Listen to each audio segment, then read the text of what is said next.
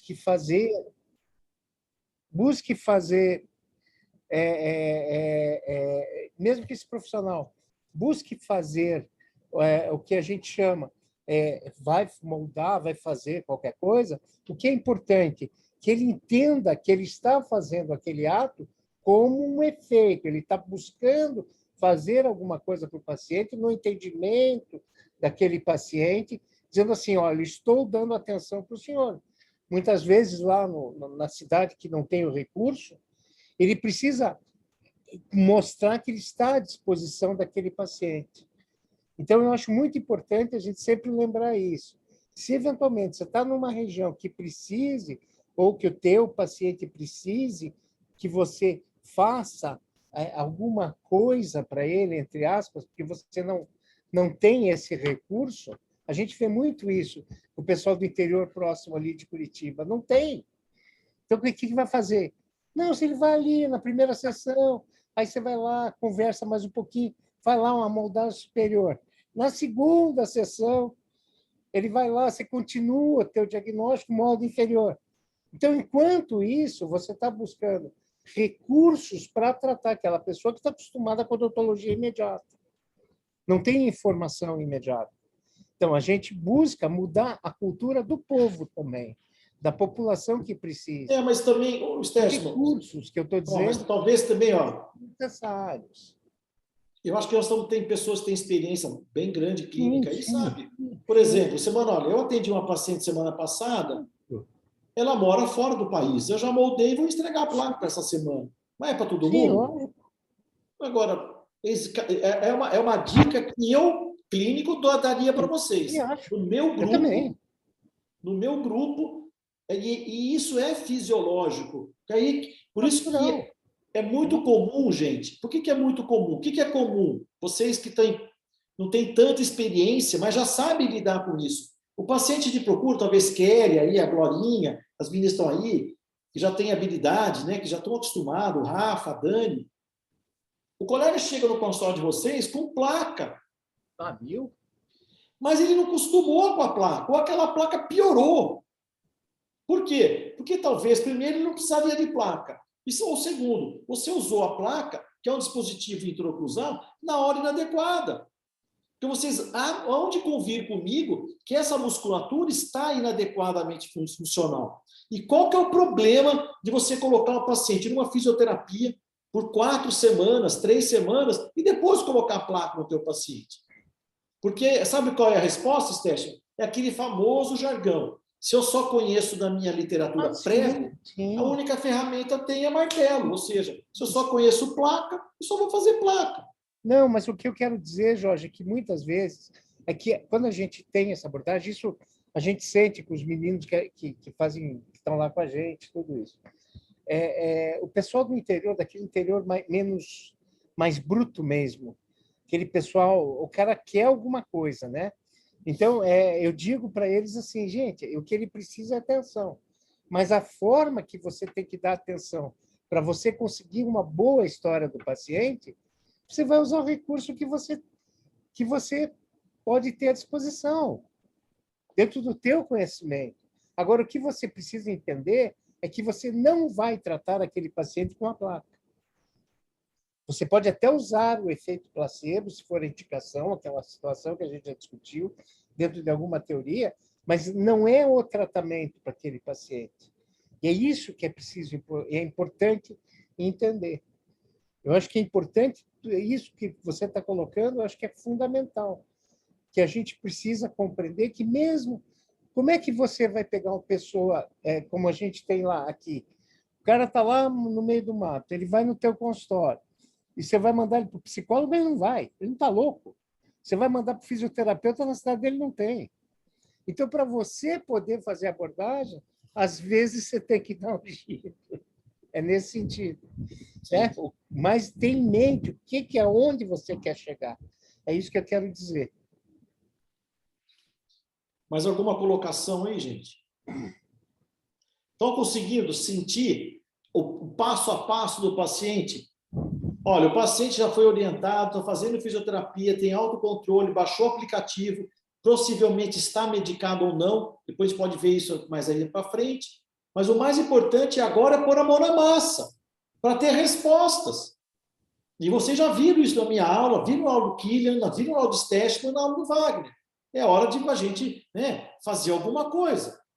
E o que é alguma coisa? Agora eu começo, ó, entrei na estratégia da fisioterapia, entrei na medicação, eu posso fazer um spray alongamento, justamente naquele masseter do paciente. Ele está com dificuldade no pterygoideu lateral, eu posso fazer o bloqueio da musculatura do pterygoideu lateral. Nós vimos isso na minha aula. Nós podemos fazer agulhamento seco, e aí a grande diferença, que eu vou fazer um bloqueio no músculo da face. Aqui eu peguei uma foto da minha secretária, e da Lucy, eu não estava achando a foto dela. Então, se eu tenho esse masseter reproduzindo dor no músculo, ou se esse músculo reproduz a dor de cabeça nela, eu tenho obrigatoriedade de o quê? Manter esse ponto latente. Ou no músculo ele se chama ponto gatilho, ou no nervo ele se chama neurite do aurículo temporal. E como falou já o Wagner e o Killian, já falou para vocês, que parte de 90% da inervação sensitiva da ATM, ela está no nervo aurículo temporal. Então, antes de eu falar de placa, a gente vai falar um pouco, então, da importância, né, Wagner? Você está aí já? Wagner? Estou aqui. Então, está compartilhado aí, você manda bala aí, se você puder. O que a gente quer do Wagner? Ele vai mostrar para vocês a importância de eu fazer o bloqueio desses pacientes, tanto no músculo como no nervo. Aí depois o Wagner apresenta, eu volto a falar desse caso clínico, da placa e o desfecho desse paciente para a gente discutir também, tá bom?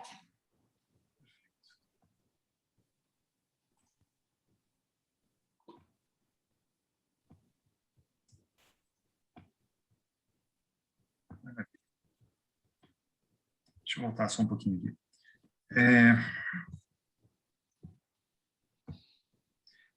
Então, dando continuidade ao que o Jorge falou para nós agora há pouco, eu acho que uma das coisas de suma importância no tratamento da dor são os bloqueios periféricos.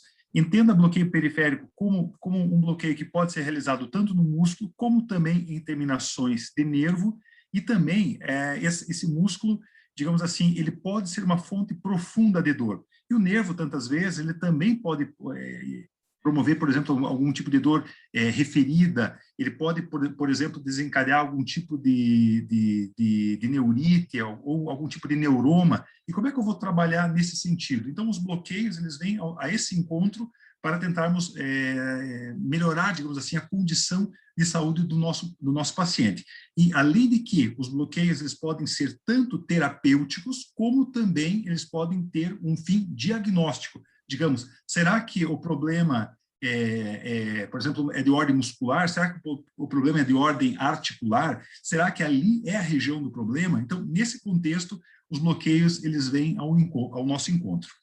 Em primeiro lugar, eu quero comentar com vocês um pouquinho a respeito dos pontos gatilhos miofaciais, que, ao meu ver, assim, é uma das coisas de extrema valia no tratamento da dor.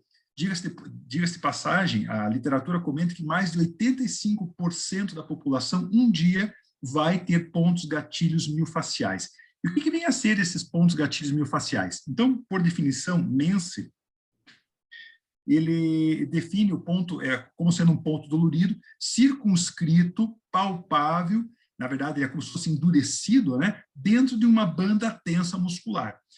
Então, nitidamente, quando nós fazemos a palpação desse ponto gatilho miofacial, a gente vai perceber como se fosse uma bolinha mais endurecida dentro daquele músculo. E um detalhe importante, quando a gente pressiona esse ponto gatilho miofacial por uma pressão a partir de 5, 6 segundos, esse paciente vai começar a perceber que aquela dor, muitas vezes, é uma dor considerada familiar. Ele vai lembrar aquela dor como uma dor familiar.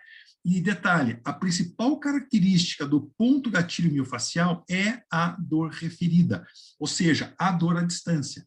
Então, a gente tem que entender que, muitas vezes, o fato de eu fazer, por exemplo, uma palpação no músculo esternocleidomastoideu desse paciente, ele pode gerar, por exemplo, uma dor referida em região temporal. Em muitas situações, a gente vê na clínica pacientes com alterações cervicais, por exemplo, em região de paravertebral, ou mesmo em região de escaleno, ou região suboccipital, nesses músculos, ao fazer a palpação nessa região muscular, em muitas situações, essa dor ela é projetada para fundo de olho, região frontal e região temporal. Então, o que acontece? Eu preciso, literalmente, tocar o meu paciente, eu tenho que sentir o paciente. Não tem como eu fazer um diagnóstico de uma dor miofacial sem eu tocar o paciente. Então, preciso sentir esse paciente. E a presença de resposta local contrátil, o termo chama-se twitch response, né? Então, uma resposta local contrátil e limitação do grau de movimento pela dor e fraqueza muscular. Essa resposta local contrátil, ela acontece quando nós, literalmente, colocamos uma agulha, inserimos uma agulha no músculo contraturado, é como se o músculo desse um chacoalhãozinho, ele fica tremendo. Isso significa, literalmente, que eu acertei no ventre do ponto gatilho. E, diga-se de passagem, o tratamento ele é eficaz quando a gente acerta esse ponto gatilho. Aqui eu quero mostrar para vocês, o Dr. Mense, é o Zygmunt Mense, lá da Universidade de Heidelberg. Eu tive a oportunidade de fazer um curso com ele, foi um dos meus professores lá na Alemanha. Isso aqui foi no ano de 2000. Aqui, professor estético, não tinha mais cabelo, viu? Se eu perceber aqui, a entradinha ali já não está tão grande, agora aumentou um pouco. Então, há 10 anos muda bastante coisa. Mas o senhor percebe que a pinta do garoto é a mesma, né? Então, esse aqui é o professor Mense, lá da Universidade de Heidelberg. Então, olha que interessante, eu já havia mostrado para vocês anteriormente essas imagens. Vejam a propriedade do ponto gatilho miofacial de fazer a dor referida. Por exemplo, em ângulo de mandíbula, essa dor ela vai para a têmpora, essa dor ela pode ir para o ramo da mandíbula, pegando inclusive dentes do paciente. Só que um detalhe, o paciente não vai chegar para mim dizendo assim, por exemplo, aqui nesse músculo esternocleido, o paciente não vai chegar para mim falando assim, doutor Wagner, muito obrigado pelo senhor me atender, eu quero lhe dizer que eu tenho um ponto gatilho miofacial ativo no ventre anterior do músculo esternocleido mastoideu que está promovendo uma dor referida para a minha face ipsilateral, pegando a região de têmpora, masseter, e enfim. O paciente não vai falar isso, ele vai falar, por favor, tire a minha dor, e ele vai apontar a região da dor. Agora, cabe a nós identificarmos e tratarmos tais situações. Então, o que nós vamos fazer? Nós devemos palpar a musculatura do paciente. Eu digo para vocês, as principais regiões que nós devemos palpar são os músculos masséteres, os temporais, o esternocleido, o occipital, escaleno e trapézio. Basicamente, esses são os músculos onde nós devemos, digamos, fazer essa pressão. Existe o toque efetivo. Como é que eu vou tocar esse paciente? Por exemplo, se eu vou trabalhar em trapézio, como é que vai ser esse toque? Qual é a pressão que eu vou exercer? Então, tudo isso tem que ser levado em consideração. Então, sabendo que se o músculo ele estiver, digamos, doente, se esse músculo estiver com ponto gatilho miofacial ativo, ele vai gerar uma dor referida. E sempre vocês precisam perguntar ao paciente de vocês se, a partir do momento que eu estou pressionando aquele ponto, pergunta ao paciente se a dor permanece no local onde estou palpando ou se essa dor ela acaba, digamos, migrando para algum outro local. Isso é importante nós sabermos, porque em muitas situações, ao fazer a palpação, por exemplo, em masseter, pode ser que essa dor seja referida para a região temporal. Isso é um diagnóstico muito importante ao longo de todo esse tratamento. Aqui apenas alguns exemplos de bloqueios musculares que nós procedemos. Todos eles advêm realmente de uma técnica que, teoricamente, é tranquila, de fazer essa palpação, só que detalhe, essas aplicações, elas não são realizadas a esmo, elas não são realizadas de uma maneira deliberada. Nós precisamos identificar o ponto gatilho miofacial e, literalmente, fazer a infiltração nessas situações. Em algumas situações, eu utilizo, por exemplo, uma seringa hipodérmica, em outras situações, eu utilizo mesmo um carpule. Basicamente, eu prefiro, como de repente pode tratar muitos músculos ao mesmo tempo, eu prefiro muitas vezes entrar com uma seringa hipodérmica, talvez de 10 ml ou mesmo de 5 ml de volume, onde eu injeto normalmente em torno de 1 ml por músculo. E depois é feito esses bloqueios musculares especificamente. Então, nós precisamos identificar esses pontos gatilhos miofaciais. Lembrando que, dentro desses pontos gatilhos miofaciais, existem substâncias algogênicas. Então, tem um trabalho bem interessante do professor Jay Shah, ele publicou, se não me engano, foi em 2002, 2003, ele comenta a respeito, foi feita uma microdiálise de um ponto gatilho de trapézio de um paciente. E eles fizeram essa microdiálise, e o que eles descobriram? Que nesses pontos gatilhos existem nada mais, nada menos do que 9 substâncias algogênicas presentes nesses pontos e que são fatores perpetuantes da dor, tais quais bradicilina, prostaglandina, a substância P, interleucina 1, interleucina 6, o TNF-alfa, Brain Derived Nerve Factory, e está faltando mais um. Mas, enfim, são 9 substâncias que geram potencial de dor nesse local. E detalhe, esses pontos gatilhos, eles podem ser, a origem deles ela é periférica, contudo, com o passar do tempo, pela cronificação desse ponto gatilho, ele acaba sendo sustentado, digamos assim, de uma maneira central. Ou seja, quem vai comandar esse ponto gatilho futuramente é um estímulo central também, devido à própria sensibilização central.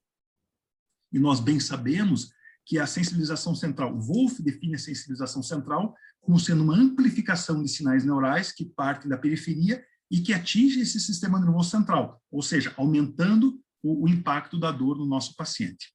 Aqui eu trouxe um caso clínico bem bacaninha para vocês, para a gente discutir.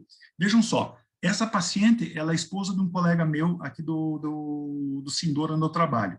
A queixa principal dela, dor em região maxilar esquerda, mais odontalgia ipsilateral. Então, ela reclamava de uma dor de dente e uma dor na face.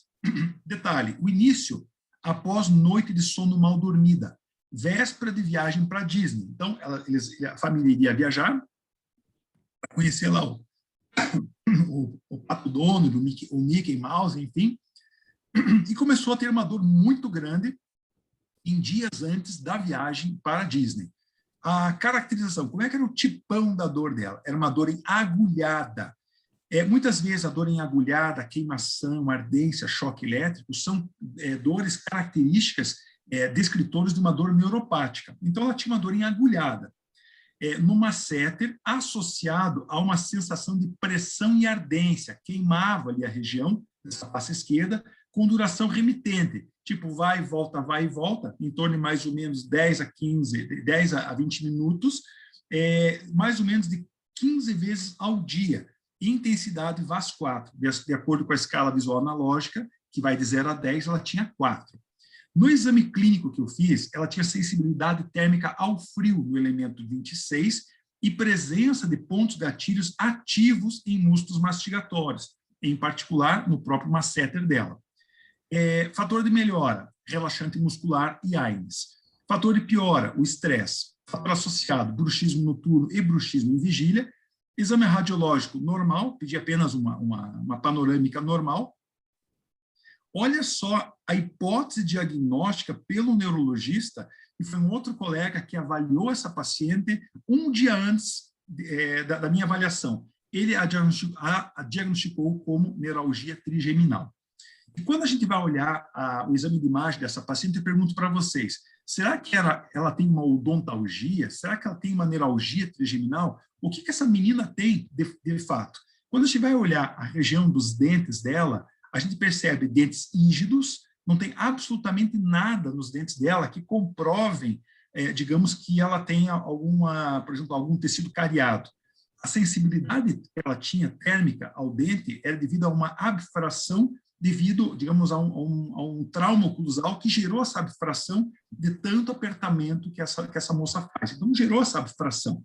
Agora, falar que isso é uma neuralgia trigeminal, puxa vida, a gente fica meio com a pulga atrás da orelha. Primeiro, nenhuma neuralgia trigeminal ela cessa com relaxante muscular ou anti-inflamatório não esteroidal. Isso aí é impossível. Então, o que acontece? A falha na anamnese. Nós sabemos que a anamnese é o procedimento mais sofisticado da medicina, pois é o único em que o objeto observado fala. Se eu perguntar, o paciente vai responder. Se eu não perguntar nada, o paciente vai sair mudo e calado no meu consultório. Agora, imagina se essa pessoa ela comprasse esse diagnóstico de neuralgia trigeminal e, de repente, eu entro com uma medicação específica de neuralgia do trigêmeo e não resolver para ela. Literalmente, ela vai precisar abrir a cabeça para tratar, entre aspas, uma falsa neuralgia trigeminal. E, claro, não vai ter resultado satisfatório. Então, nesse caso, especificamente, é uma neuralgia trigeminal. Então, a gente precisa, desculpe, é uma odontalgia. Então, a gente precisa estar atento a essa situação. Agora, olha só que bacana esse vídeo. Escuta a história.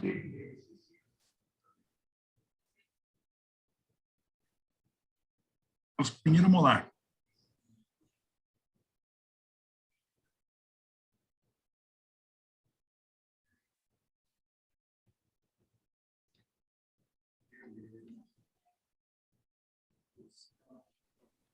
Sem som mesmo? Para mim travou. Você precisa tirar o fogo. Para mim travou aqui. Não é nada? Não.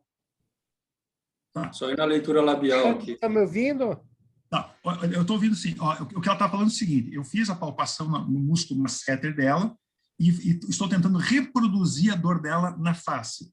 E daí, o que acontece? Ela começa a dizer para mim que, além de gerar a dor na face, essa dor está amplificando a dor de dente que ela está tendo, que ela tinha. Mostrando o quê? Que, basicamente, além da abfração desse dente número 26, ela também apresenta um ponto gatilho miofascial de masseter que estava gerando a amplificação da dor do dente dela.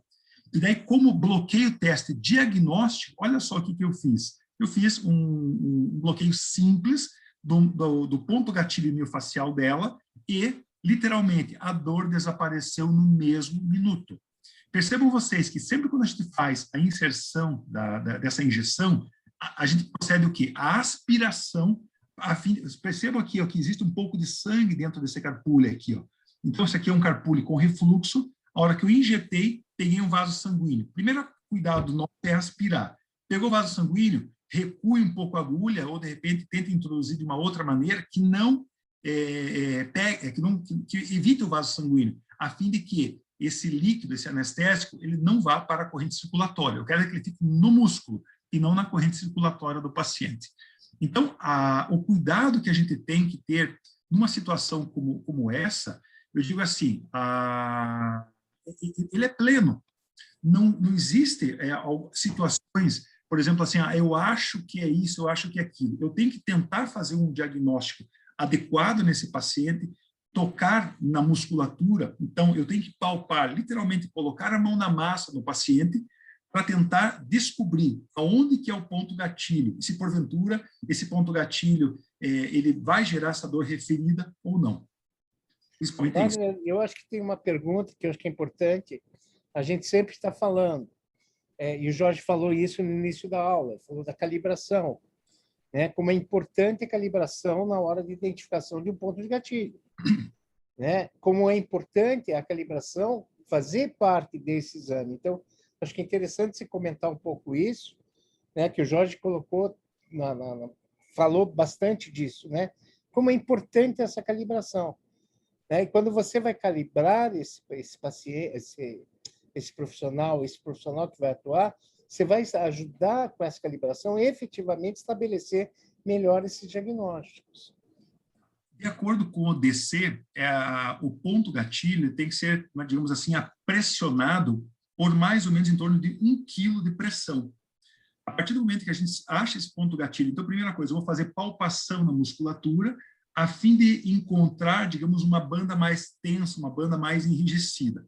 A partir do momento que eu encontrar essa banda mais tensa, eu vou circundar o meu dedo no intuito de encontrar uma certa nodulação. A hora que eu sentir essa nodulação, eu vou apertar com 1 quilo e vou segurar. O DC ele fala com 5 segundos. Eu, particularmente, prefiro segurar por mais tempo, talvez por 10, 12 segundos, enfim, porque eu preciso segurar, eu aperto ali com 1 quilo de pressão e vou perguntando para o paciente, me diga uma coisa, a dor que você está sentindo, ela está localizada no meu dedo, no músculo em referência, ou essa dor ela está, de repente, subindo, ou ela está irradiando para outras regiões.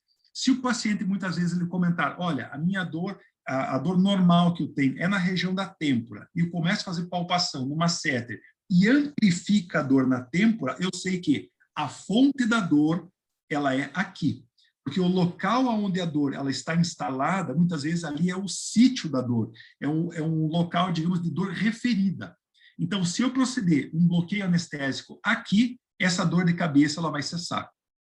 Agora, se eu não souber disso, digamos que o paciente ele só tem essa dor na têmpora, e eu fizer um bloqueio anestésico no meu temporal, e aqui não for a fonte da dor, for tão somente o sítio da dor, essa dor ela não vai cessar. Então, é nesse sentido que a gente tem que estar atento para os nossos pacientes. Então, você recomenda em torno de 10 a 12 segundos, com uma força de 1 quilo. Correto.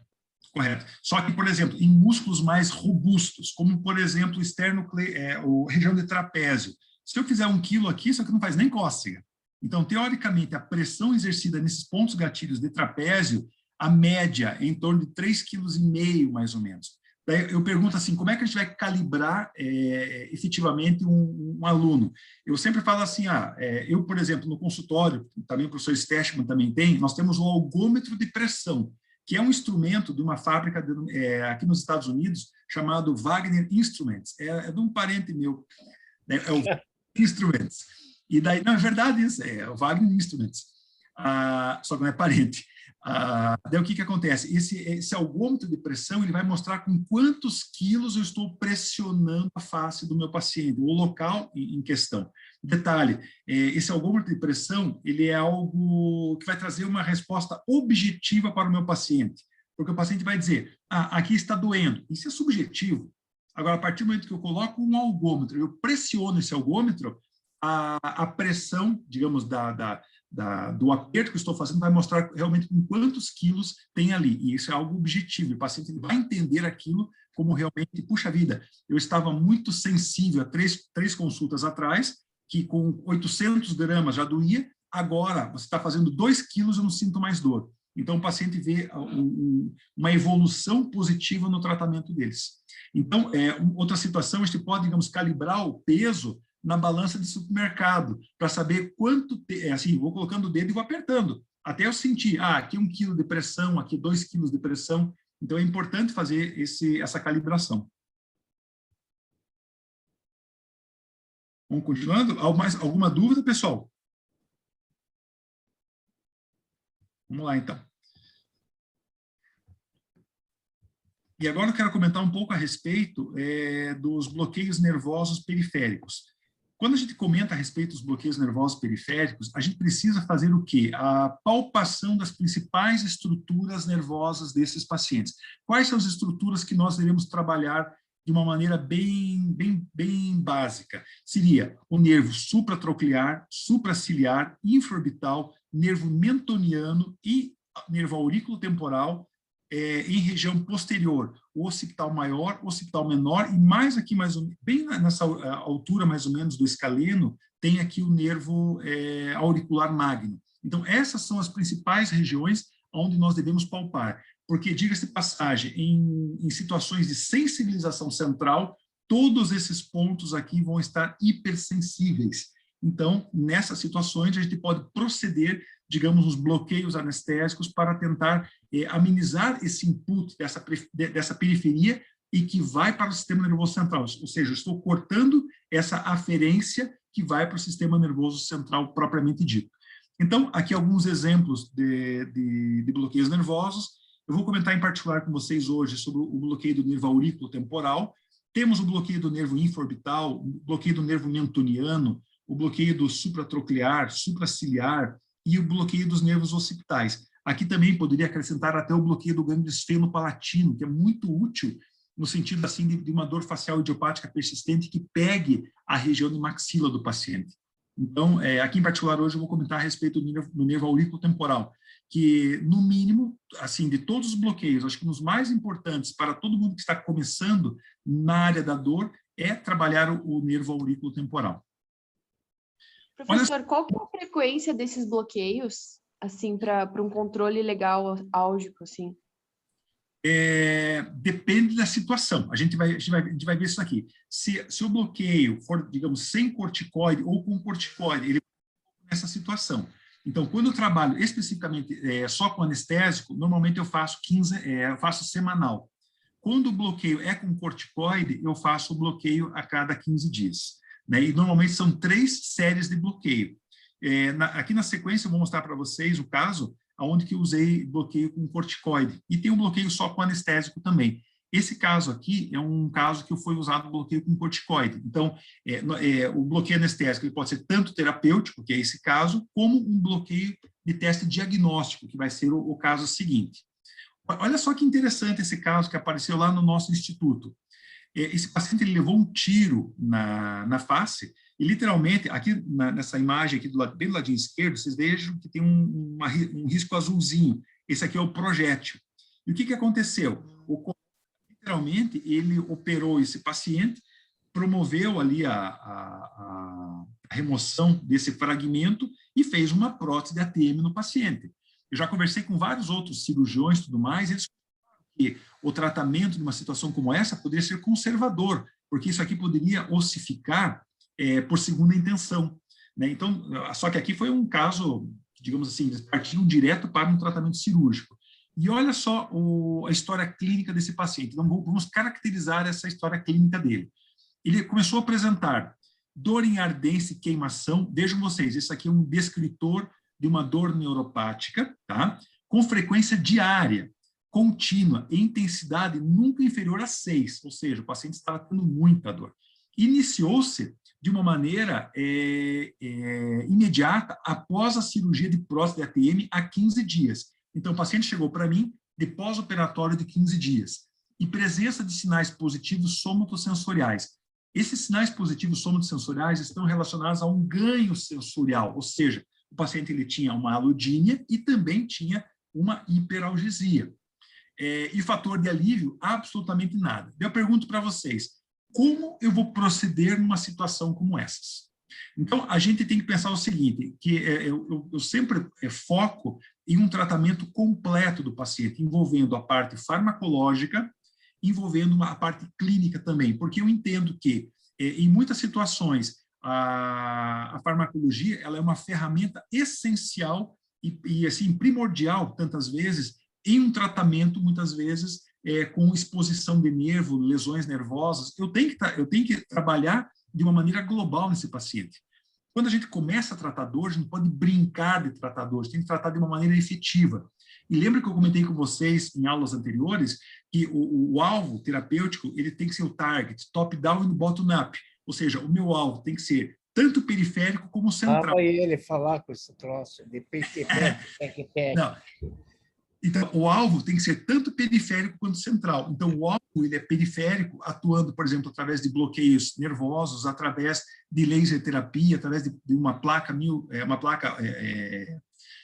ortopédica para o paciente, funcional, enfim, e de maneira central através dos bloqueios anestésicos. E vejam vocês, por diagnóstico, como é que eu vou proceder numa situação como essa? Primeiro, eu tenho que definir o diagnóstico do paciente. O Jorge falou muito bem, eu gosto muito dessa parte, quando o Jorge fala a respeito do diagnóstico, isso é algo que é fundamental, nós temos que proceder a essa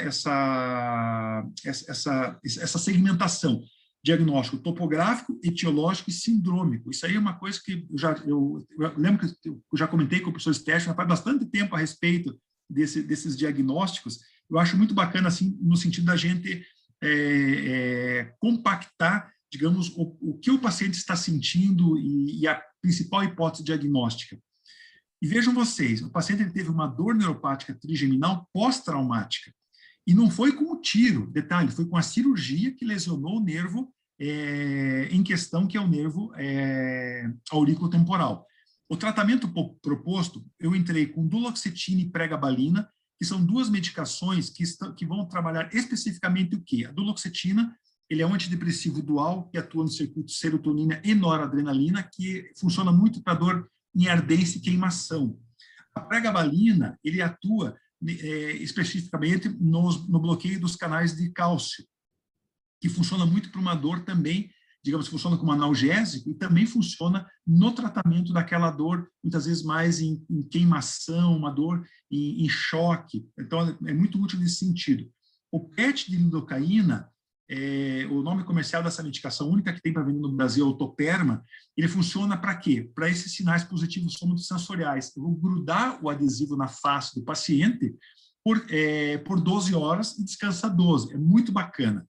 O tramadol, ele é um opioide que atua no circuito serotonina, noradrenalina e também nos receptores opioides. Então, uma das únicas medicações, digamos assim, opioidérgicas que consta no descritivo da revisão sistemática de Feinerap, que comenta a respeito das medicações que tratam as dores neuropáticas. Então, o tramadol, se não me engano, ele está na segunda linha de tratamento, junto agora com o tapentadol, a oxicodona, que também trabalham essa linha.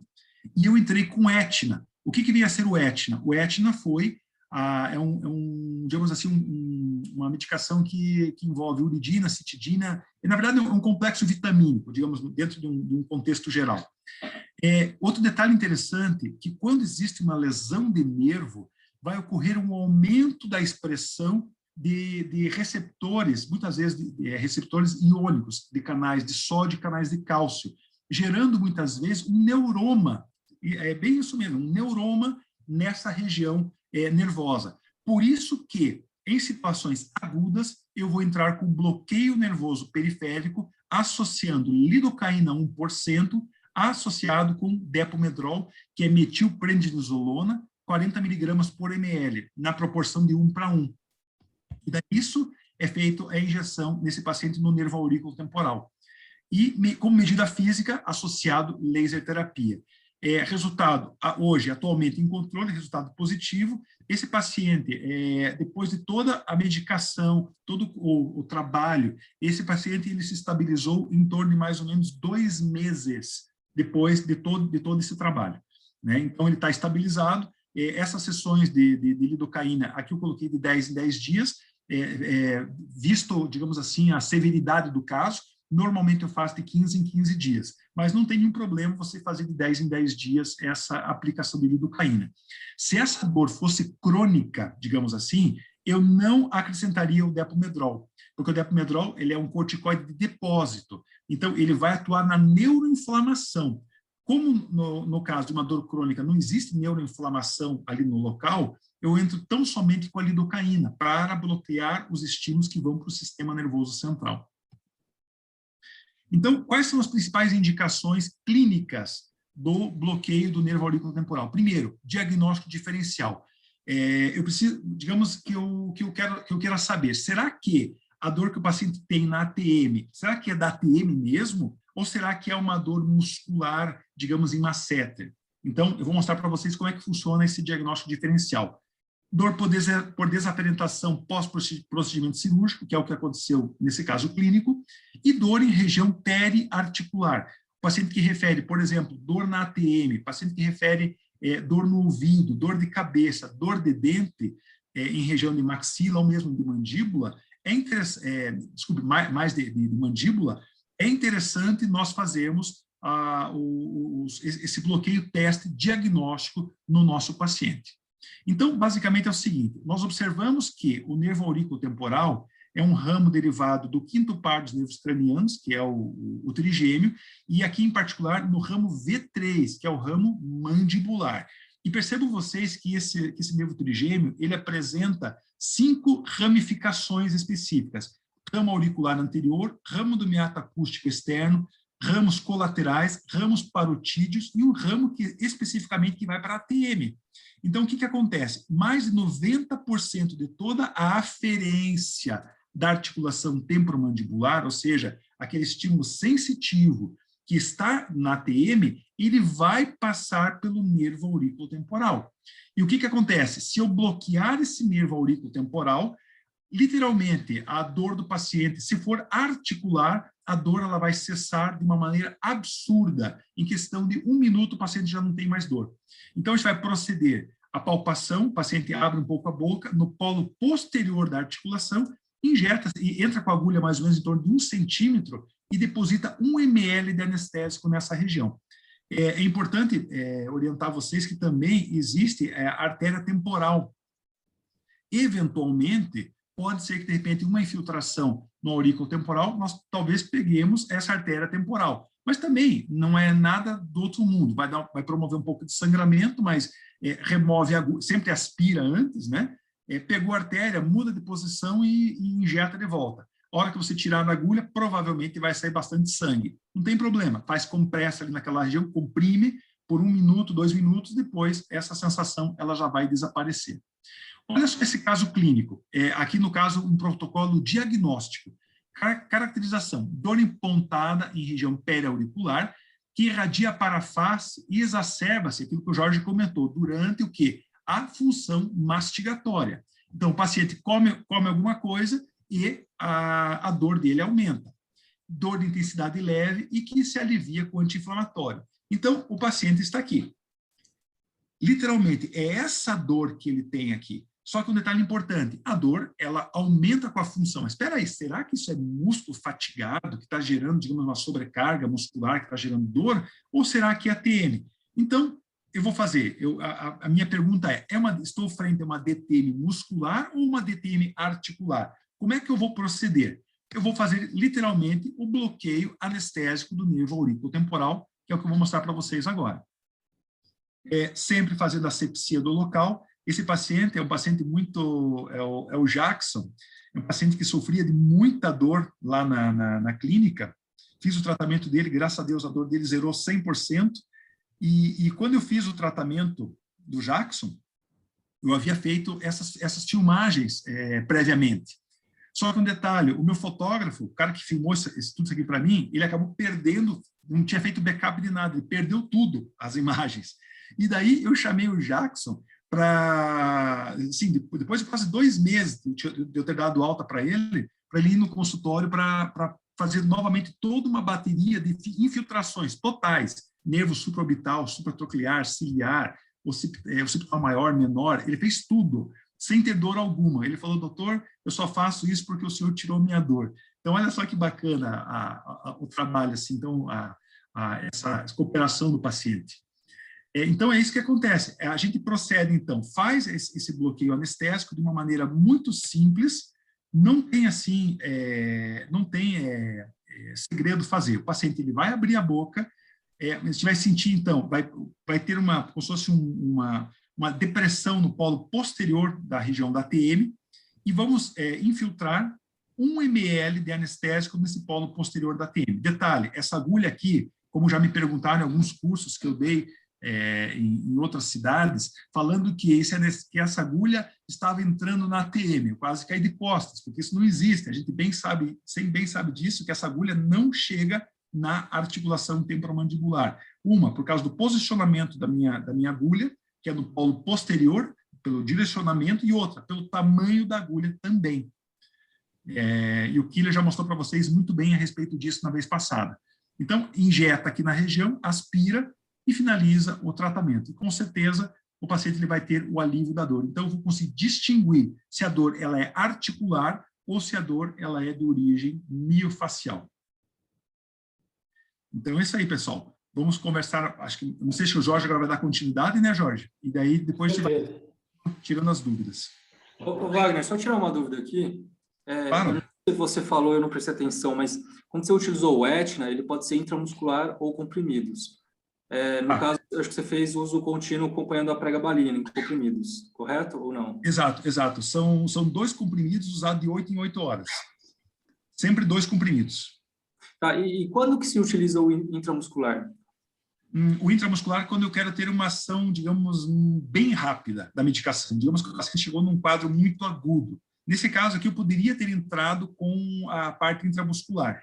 Só que, por questão de custo, como saía muito alto o valor da medicação, o paciente preferiu fazer o uso tão somente do comprimido. Mas o resultado é o mesmo. Só com um detalhe, quando inicia com essa medicação, é 3 meses consecutivos.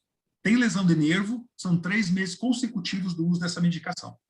De 8 em 8 horas, 2 comprimidos. O mesmo é válido para se tiver uma parestesia num pós-operatório de siso? Exatamente. Tá.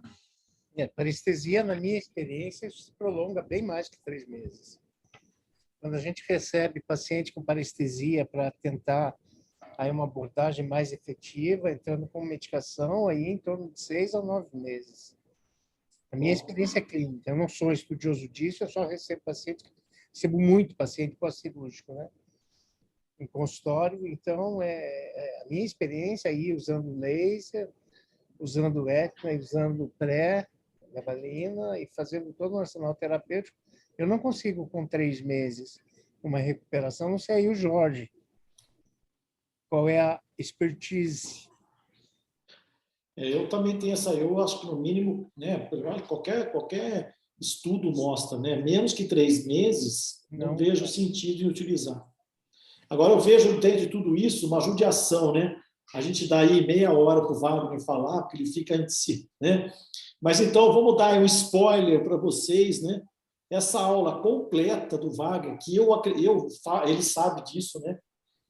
Que eu acho que uma das aulas mais fantásticas que você tem montado são a aula de bloqueio. E aí, o Wagner, nós vamos dar essa aula juntos, eu e o professor Wagner, no módulo de vocês aqui, teórico-prático, de dor neuropática e bloqueios. Então, prepare-se, vai ser uma aula completa. É isso aí que vocês tiverem, foi um pupurri de conhecimento, tá bom? Wagnão, show, não esperava menos, né? Parabéns. Obrigado, Jorge. Eu vou ficar só assistindo. Isso é bom porque eu fico só assistindo. E aí, completando a que o Wagner mostrou, qual que é a importância nesse caso da Lúcia? Exatamente. Se eu tenho uma inervação, e quem é, né, Wagner? Quem é o nervo aurículo temporal? O aurículo temporal, ele é resposta. O aurículo, desculpa, ele é um ramo do V3. O aurículo temporal é um braço do nervo mandibular. E uma vez que essa paciente desenvolveu essa neurite, a dor nada mais se justifica, pós-bloqueio, desapareceu essa inervação. Então, tem uma pertinência desses bloqueios. A gente aqui no consultório, os meus alunos aí, todos que estão aí, Rafael, Dani e Patrícia, são extremamente hábeis nesse tipo de bloqueio, mas vocês podem perguntar para os 3 aí. É treinamento. E eu, pessoalmente, o Wagner sabe, eu pessoalmente, né, Stech? Eu não ponho mais nas minhas aulas vídeos, viu, Wagner? Eu não ponho, porque o aluno pega seu vídeo, do jeito que você faz, tenta reproduzir na clínica, dá uma caca lá e vai falar que ele aprendeu com você no seu curso. Então, fica uma dica para nós aqui, a gente mostrar as imagens só de como posiciona, porque fatalmente as pessoas filmam os vídeos e eu já tive esse desconforto, alguém falar, foi um curso de Hoff, que eu fiz bloqueio numa aluna lá em São Paulo, e o colega na segunda-feira seguinte foi fazer a mesma coisa e lesionou o nervo do paciente, e aí falou para todo mundo que aprendeu comigo lá no curso do Luposelli. Então, toma muito cuidado com os vídeos de procedimentos que nós mostramos ao longo desses nossa vida de professores, tá bom? Na verdade, tem, assim, Jorge, na verdade tem todo um treinamento para chegar a esse tipo de trabalho. Então, isso.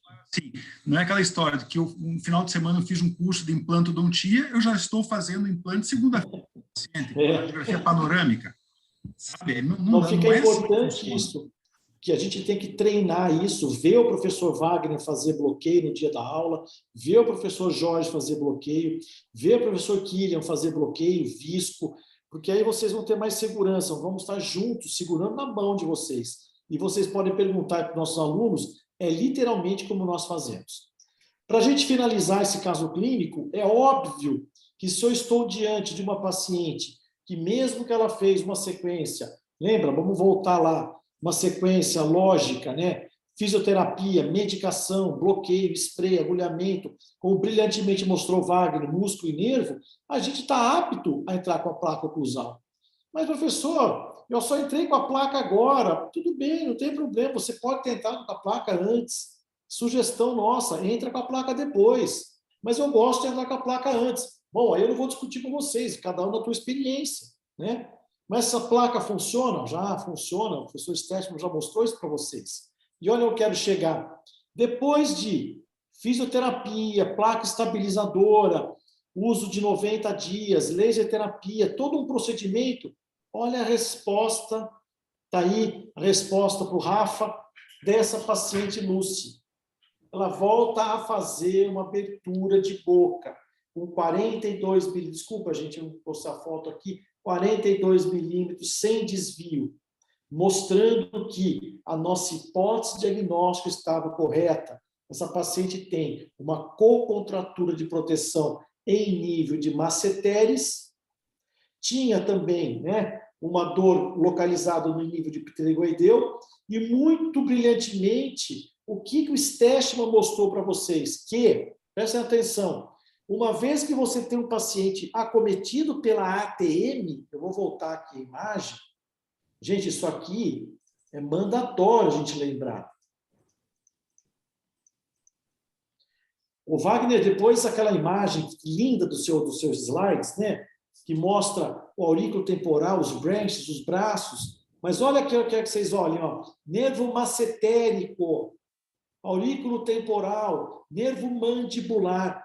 A hora que você desensibiliza essas alças, automaticamente, vocês vão ver isso na clínica, gente, automaticamente, essa paciente, muitas vezes, você faz um bloqueio do aurículo temporal, e em 7 a 10 minutos, ela abre a boca. E você me injetou, né, Wagner?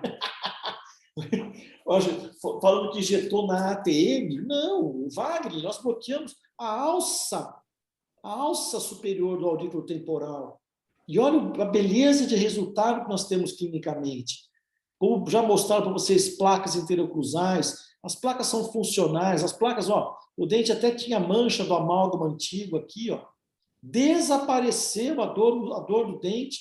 Ou seja, ela fez uma alça inflamada do aurículo temporal, uma DTI muscular crônica, uma cefaleia de rebote junto com a dor muscular. Então, opa, deixa eu voltar aqui. Então, quando você pega um caso clínico, mostrando toda essa capacitação, que você tem como fazer um procedimento de controle efetivo, o que a gente sugere? Gente, presta atenção. Sugestão. Por quê? A literatura tem mostrado que as placas interocruzais, prestem atenção, anota, placa interocruzal estabilizadora, ela tem efetividade entre 40 e 90 dias. Isso é importante a gente entender. Por que eu falo isso? Não é eterno. Como? Não é eterna, né? Professor, mas é para todo mundo? Gente, no DTM, dor física, dor emocional, que seja o que vocês querem dar um nome, não tem uma regra biológica. Mas o professor falou que só funciona 90 dias. Eu tenho um paciente que usa placa faz 20 anos. Mas é ela. O outro. Aí eu pergunto, vai lá na Tuiuti, pega o screening, 100 pacientes, quantos usam placa? Até para todo mundo saber fazer, a gente ensina a molecada a colocar a placa. Mas se você perceber quem efetivamente precisa, é 30% da população. E esses 30% da população, gente, vocês vão perceber que 10% precisa manter o uso da placa. Agora, por quê? Porque talvez é uma muleta, é um anteparo, é uma segurança que ela tem, ele emocionalmente não se sente seguro. Agora, para com esse blá, blá, blá, porque eu fico preocupado que a gente não respeita nessa hora o ser humano. Se ela se sente segura, e eu julgo, olha, agora vou até voltar aqui. Se eu me sinto seguro com uma paciente desse tipo, que foi feito o bloqueio brilhantemente, foi controlado a parte funcional, ela está funcionando adequadamente, tem uso adequado da placa para promover equilíbrio, diminuir input, diminuir carga na ATM, se ela for uma paciente que precisa de manutenção de uso de placa, o que eu vou fazer? Eu chamo essa paciente a cada 6 meses e faço um controle efetivo dessa placa interocruzal.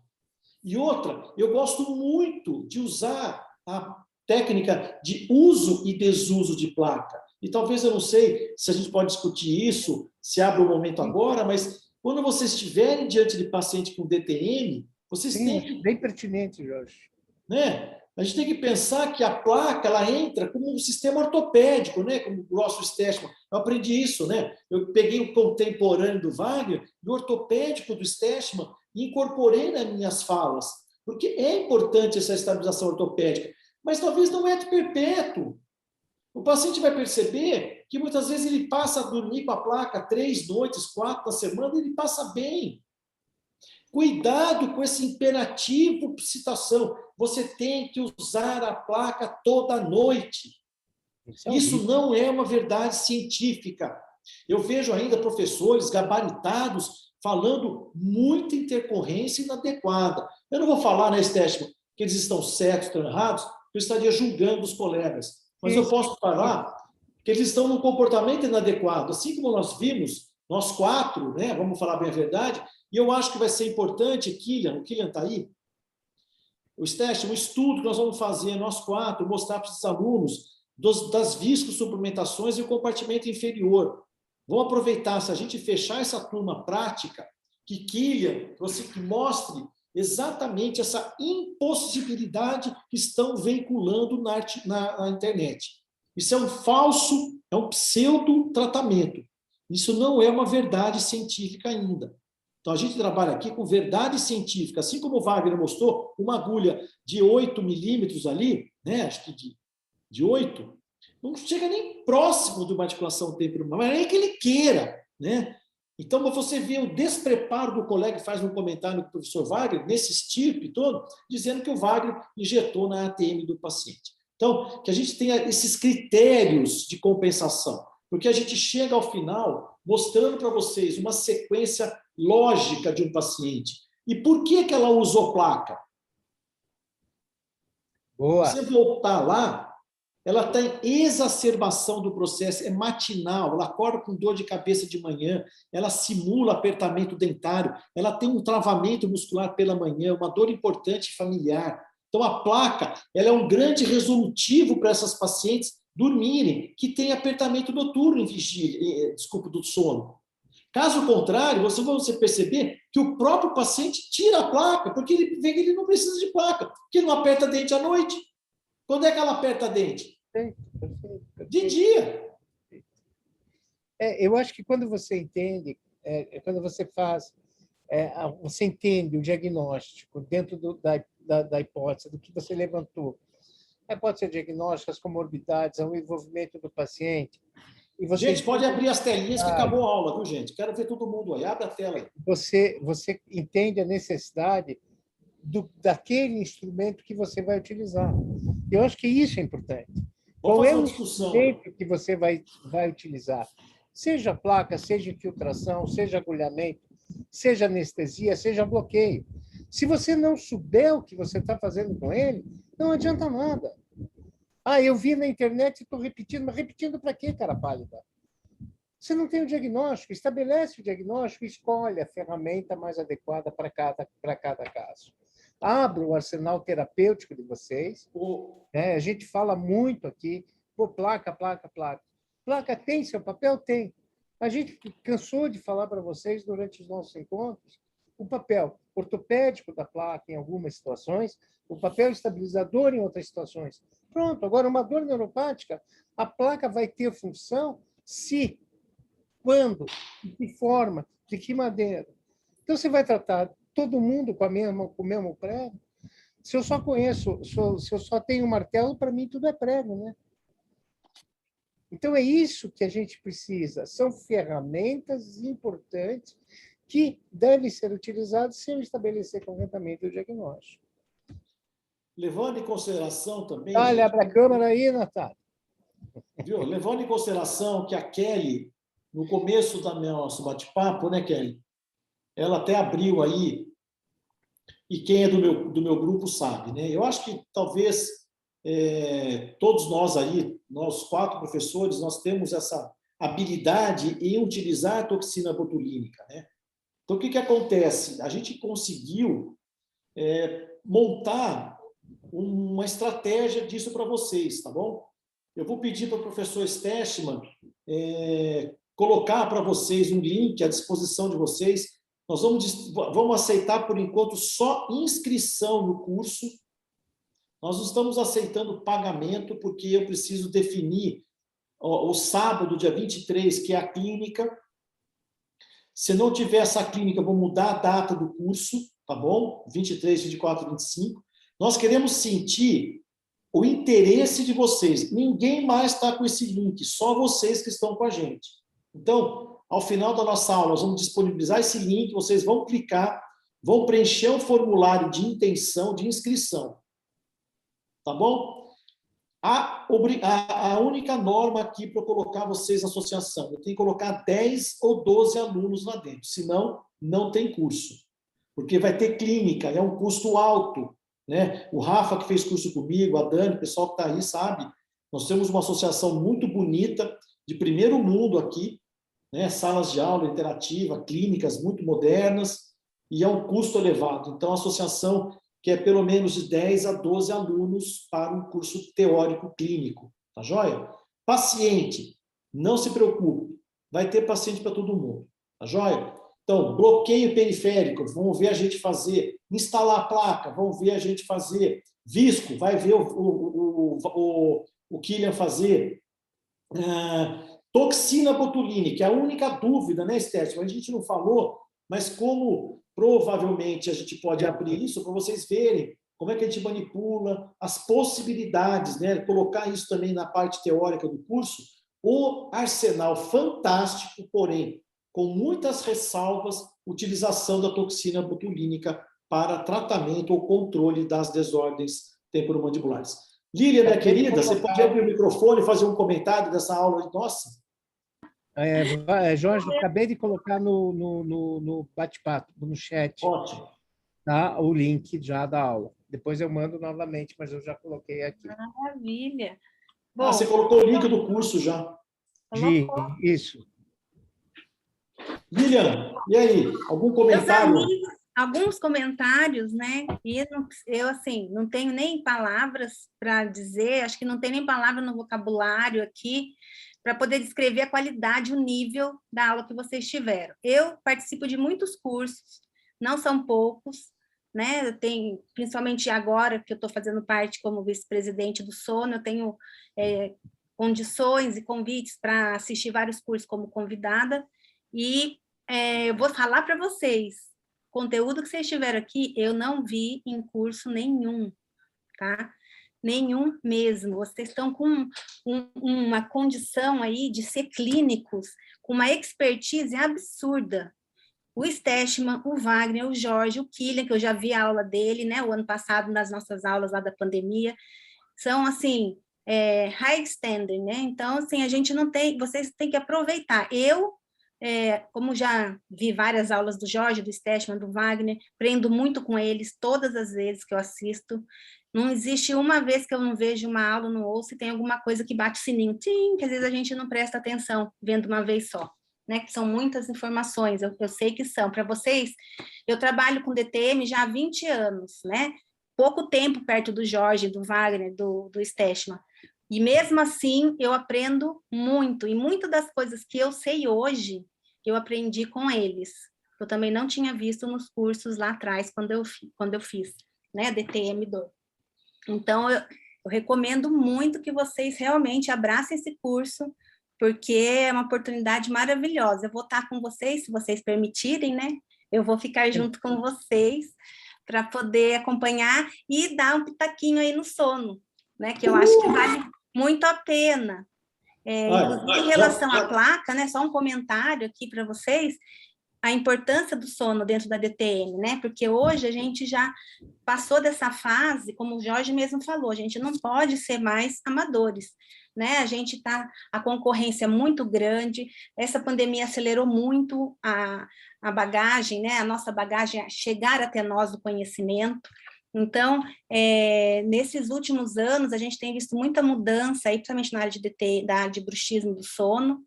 E uma das coisas importantes que eu queria deixar para vocês aqui é que quando a gente está avaliando esse paciente, que ele chega com essa queixa, né, de dor, a gente enxerga essa necessidade da placa, é muito importante a gente ter a avaliação do sono desse paciente. Então, eu preciso fazer um screening com um questionário simples no consultório, na nossa ficha clínica, anexar isso como padrão mesmo para todos vocês, com perguntas simples como se você ronca, você acorda cansado, você está esquecido. Lilian, vamos fazer o seguinte, Stechman, Wagner, Kylian. Deixa eu só concluir. Peraí, vamos deixar você planejar. Vamos ver, Lilian, lá no curso, se fechar a turma, você apresenta pelo menos um inventário simples de sono para poder trazer para os alunos. O que você acha? Sim, apresento, não tem problema nenhum. Mas a importância do que eu disse, que eu quero dizer para vocês, é que hoje a gente já sabe que um paciente que você identifica que esse paciente ronca, que ele pode ter apneia do sono, e existem várias formas de fazer esse screening, inclusive com exame objetivo, que nós dentistas podemos ter no consultório, que é barato e fácil de fazer. Se a gente coloca uma placa superior nesse paciente, eu estou piorando o quadro dele. Então, a gente sabe que a apneia do sono e o ronco são doenças progressivas, multifatoriais, que vão trazer prejuízo. Então, por ser progressiva, hoje pode ser um ronco e daqui 2, 3 anos uma apneia leve, moderada ou grave. Então, a gente sabe que se eu puser, hoje a gente sabe disso, que se eu puser uma placa superior nesse paciente, eu estou agravando, piorando a gravidade daquela doença, distúrbio respiratório que ele apresenta hoje.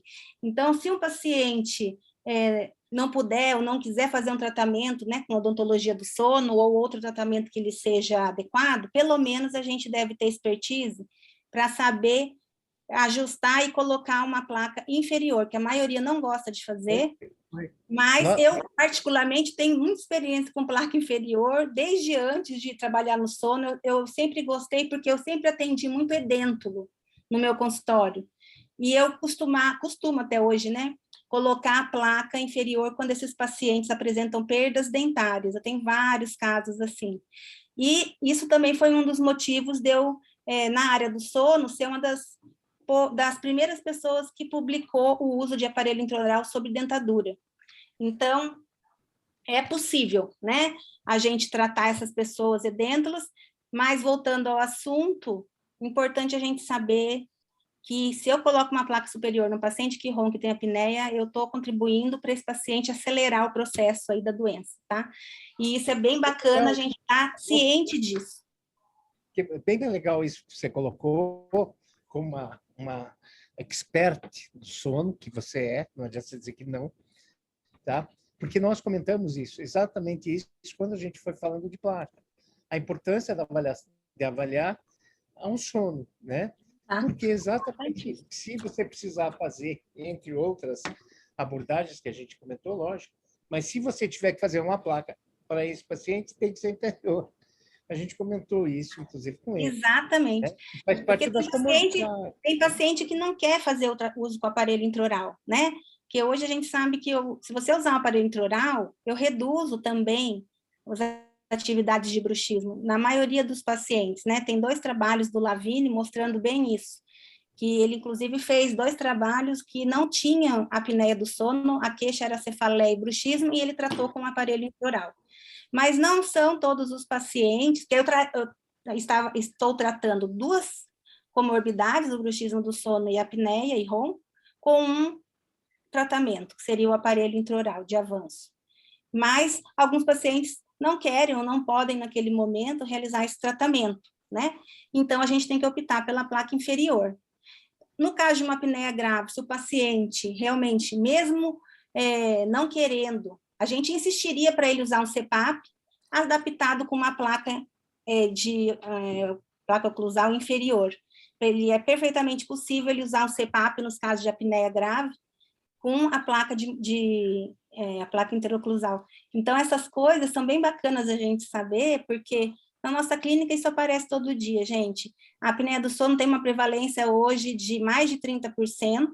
Em 2019, a Lancet publicou que 49 milhões de brasileiros têm apneia do sono. Então, é o terceiro país no mundo com apneicos, em número de apneicos, né? Fica atrás da China e da Índia, depois dos Estados Unidos. Então, eu acho que é uma realidade no consultório, a gente precisa entender que esses pacientes estão aqui, estão na sua frente, a gente só não enxerga porque a gente não faz o screening. Se a gente não perguntar, eles nunca vão imaginar que um dentista vai tratar ronco e apneia. Então, eles não vão fazer essa queixa para vocês. Vai fazer essa queixa para o otorrino, para um médico, mas não para um dentista. E quando a gente pensa que em torno de mais de 60% são pacientes com apneia leve e moderada, olha o número de pacientes que nós temos como primeira indicação do aparelho intraoral. Para os pacientes graves, nós somos a segunda opção, e a Academia Americana já deu a chancela. Nós vamos ter que aumentar o valor do curso, Porque nós vamos ter que aumentar o valor do curso. Não Eu queria muito fazer parte, mas se não tiver espaço, tudo bem.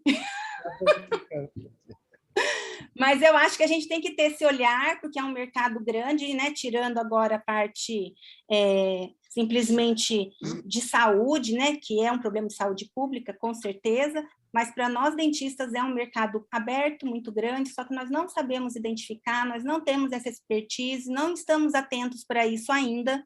Então, eu acho que vocês que estão num curso super top, a nível assim, eu não sei nem como comparar, porque nem curso com os professores estrangeiros não tem esse nível, gente. Quantas nós todos aqui sabemos, nós aqui, o Stechman, o Wagner, eu sei que eles não vão falar porque eles são modestos, eles não querem, né, assim, não gostam de paparicação, mas a verdade é que eles também sabem. Quantas vezes a gente já não assistiu aulas, né, de congressos lá de fora? Não tem esse expertise. As pessoas não sabem fazer nada lá fora, só sabe pôr placa e morre de medo de fazer uma infiltração, de fazer uma visco.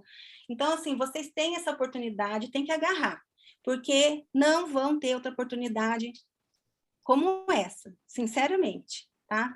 Não estou falando porque é sua amiga, não, mas as palavras da Lília deixam a gente envergonhado, né, Jorge? Não é para ficar envergonhado, não, para ficar consciente do nível que vocês entregam. Né? Então, se vocês quiserem, eu desafio vocês a assistirem outro curso de outros professores, não há nada contra, são todos colegas, como vocês falam, nós somos amigos, temos, né, uma relação de cordialidade com várias pessoas, mas a verdade, gente, é que qualidade e conteúdo como esse, vocês não vão encontrar. Eu desafio vocês a fazer isso, e vocês vão ver que está bem longe do que eles passam. Por isso que eu amo esses três. Tinha que ter chamado ali no primeiro módulo, né? Chamamos no último, você vê.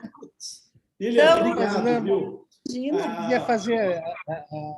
E outra coisa muito legal que eu vou compartilhar com vocês, acabei de pôr no Instagram. Nosso livro... eu ia falar, acabou de sair, você e o português, né? Jorge, depois nós conversamos sobre isso. Mas importante não é que vou falar sobre isso agora. O livro está excelente. São quase 400 páginas e foi referendado nada mais, nada menos pelo Meyer Krieger. O Jorge, que está mais próximo da área do sono, ele sabe. Você sabe, né, Stechman? Foi ele que escreveu Princípios... O primeiro tratado de sono. Exatamente. Então, ele, assim, é uma referência absurda e ele não falaria o que ele falou se ele não tivesse visto o conteúdo do livro. Então, assim, a gente está muito feliz com isso. Manda eu, né, autografadinho. Então, assim, eu quero que vocês alunos que estão aqui assistindo, esses feras são monstros da DTM, que não tem para ninguém, gente. Falo isso de coração aberto, com orgulho de ser amiga de vocês, porque, sinceramente, olha, parou o comércio esses três aí. Bom, depois de todos esses elogios aí, a gente tem a autoestima elevada, graças a Deus, todos nós, mas a gente tem também o controle emocional de saber que isso, a partir de amanhã, só nos faz estudar e se preparar cada vez mais. Gratidão eterna por vocês, né? Eu estava conversando com a Kelly, viu, Lilian? Eles foram abençoados porque nós montamos um curso de 8 módulos e, por ética e por um pequeno equívoco do professor Stechman, ele mandou para a universidade 12 módulos. E a gente honrou com os alunos 12 aulas, que iriam ser 8. Nossa, então vocês dobrem tudo que eu falei, é exponencial. Então vocês tiveram um conteúdo assim, para ninguém falar amanhã que não conhece XYZ da área de DTM, gente, pelo amor de Deus. E aí, parabéns, então, parabéns para vocês. A gente pensa no reconhecimento, né, Wagner, Stechman, Killian, a gente pensa no reconhecimento, isso é importante para nós. Agora, a gente tem que também tentar viabilizar tudo isso. Quem já clicou no link aí, já viu o valor do curso, tá? Esse é o valor que eu cobro aqui no meu instituto para dar um curso aqui para vocês de 2 dias. Então, nós estamos trazendo 4 profissionais, vai ter a Lília dando também essa parte, pelo menos dos inventários de sono. Vamos ver que horas vou encaixar a Lília para a gente, né, Lília? Vai fazer mesmo. nem que a gente planeje o pequeno inventário para eles, né? Já colocou a Epiorth ali, a Viviana, que está com a gente também, fez curso comigo, com você, sabe tudo de sono também. Vamos ver se a gente consegue agregar. Valor, gente, é isso porque a gente também tem as nossas responsabilidades. A gente tem que pensar também numa recíproca, e eu gosto muito quando eu falo mercadologicamente, né, Lília?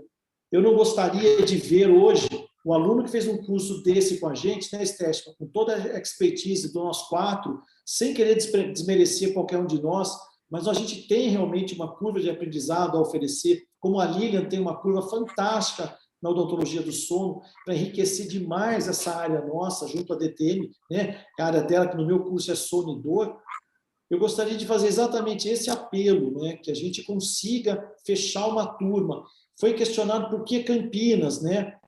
O Estético sabe disso. Campinas, ela é, a gente chama hoje de Browns, a Campinas é o maior centro de pouso do Brasil, é mais que Recife e Rio de Janeiro. Então, Campinas absorve todas as capitais do Brasil, você tem um voo para Campinas. Falar nisso, a gente quer bater bem nessa tecla teórica, porque se não houver, presta atenção, interesse do grupo de vocês, nós vamos abrir para outros interessados, obviamente, com expertise também em TTM. Então, vamos lá. 12 módulos fantásticos. Queria que o Wagner fizesse a consideração final dele, e depois, se o Kylian estiver aí, o Stechman e eu, cada um a sua consideração final. Quer fazer algum comentário também? Está aberto, né, microfone, como todas as aulas.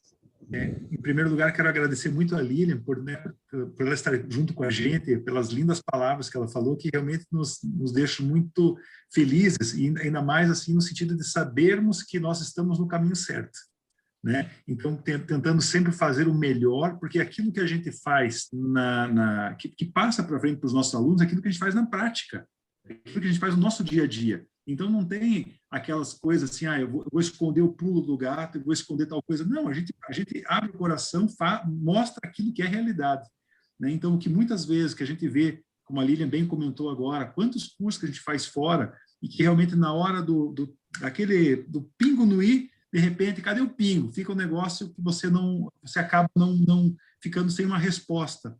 Então, nós temos assim por princípio, né, os 4 mosqueteiros e a dama Lilian agora que vai estar junto com a gente, da gente trabalhar realmente o centro das coisas.